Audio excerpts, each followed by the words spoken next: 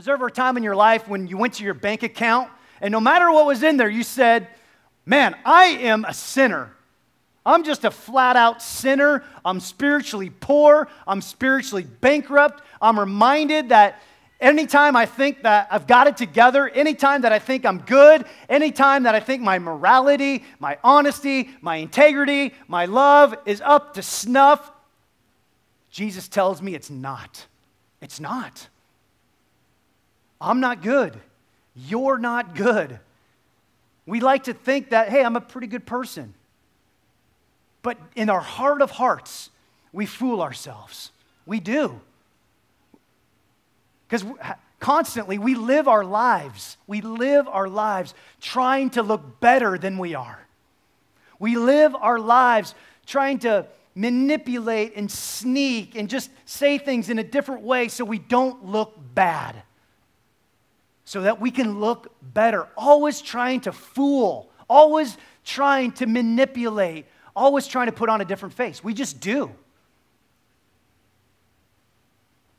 And we got to understand that we're not good and we've been accruing this debt. A huge debt against God because we sin against Him all the time. We turn our back on Him, give Him half a peace sign, and we do our thing. That's what we do. And yet Jesus comes and He says, I'm going to die for you to pay off your debt. I'm going to pay off all of your debt. All of it, it's paid. All of it. And He did this so that we would have real wealth. He did it so that you could have real wealth.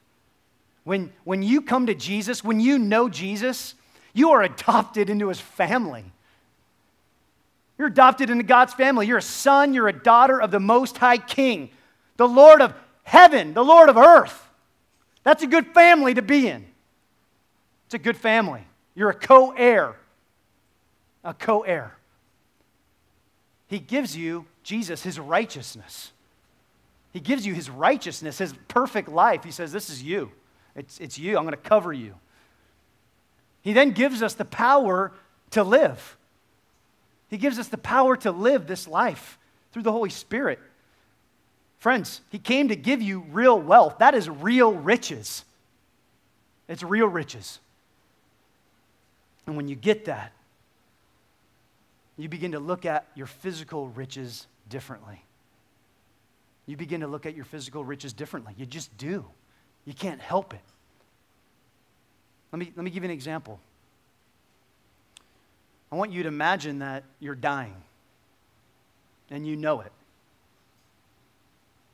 And I come to you as a doctor, and I say, hey, the FDA, they just released this new medicine, and it will cure you. It's the only thing that will cure you, but it will cure you 100%. Now, you may not want it, though, because it's really expensive.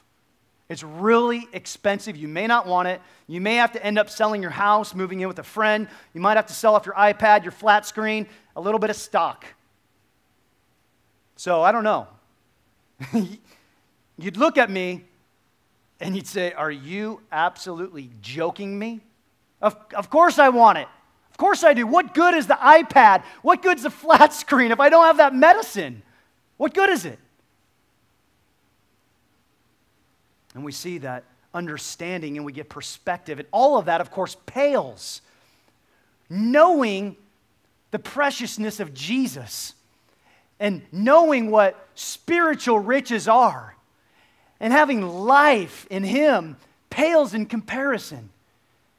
It just pales.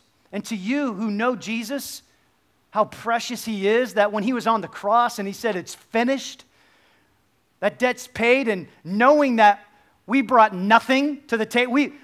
Our hands were empty. Our hands were absolutely empty. And He did it for us.